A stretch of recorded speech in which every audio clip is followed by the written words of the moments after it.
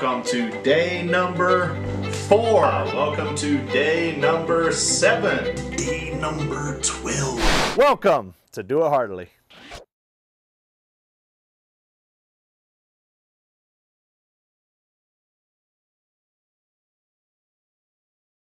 And an innocent person. Okay, so now let's take that and let's move it into kind of our sphere of living, if you will. So I'm gonna give you 3 things here real quick, and we'll be done. Before I get into these, again, I just want to draw attention that the focus of our application is going to be on you and the people that you know. I want this to be something that really kind of just right where the rubber meets the road in your life, and something that you can put into practice today. Okay, this is not something for people like way over there. Okay, it's for you and for your friends. Okay, so number 1 is this: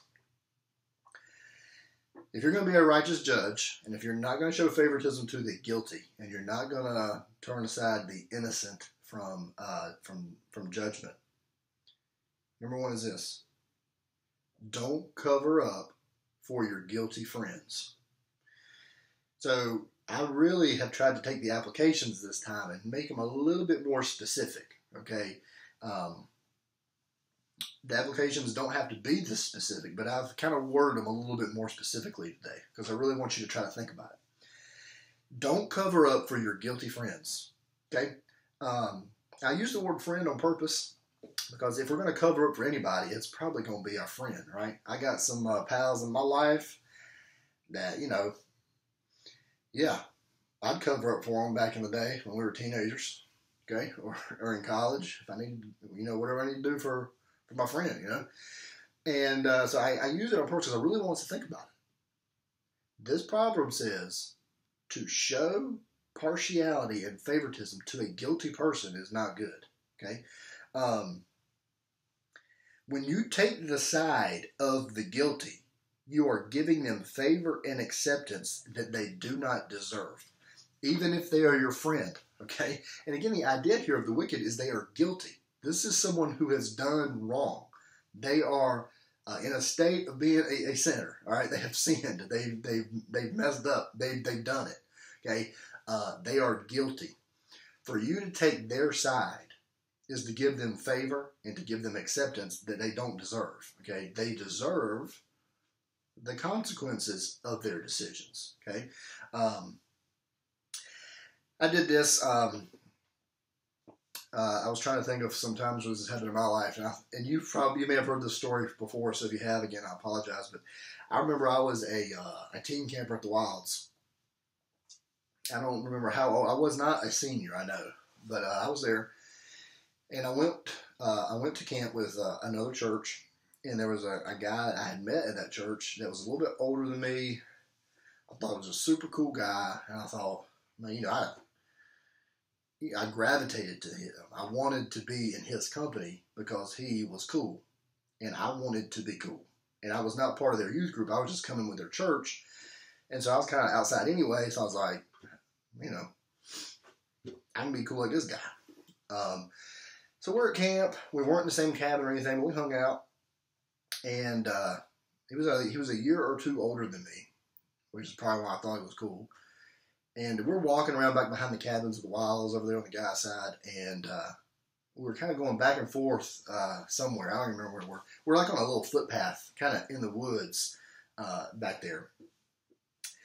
And he stops, and he kind of looks around, and he pulls out a cigarette.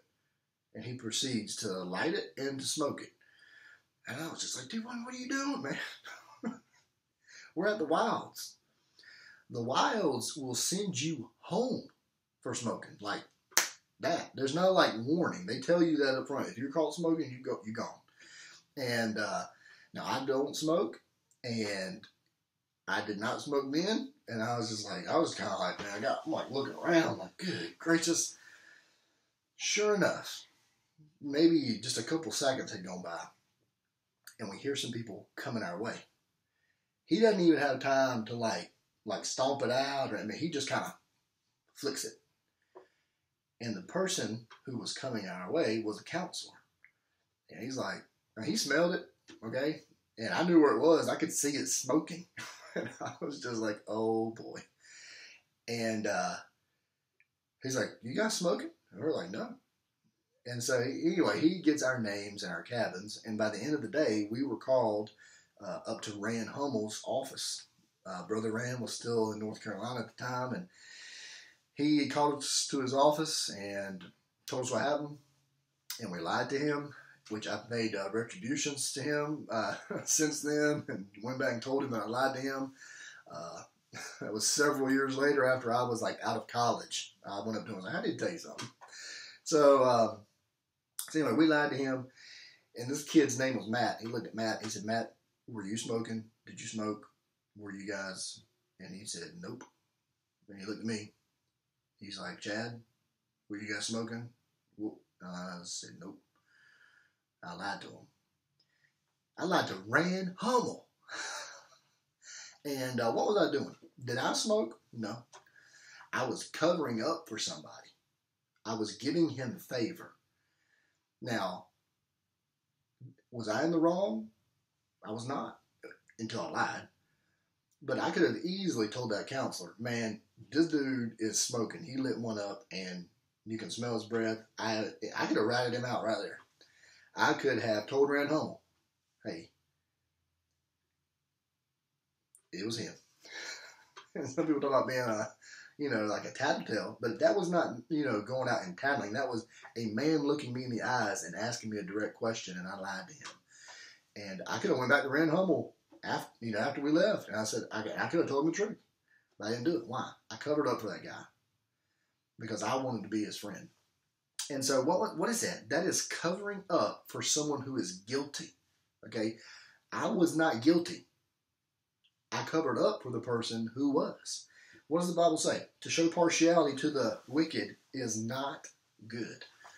That's not good. And I did something I shouldn't have done. Your words and actions pass judgment. Guilty or not guilty? Are you going to be a righteous judge? I was not. My words called someone who was guilty. I said they were not guilty. What did I do?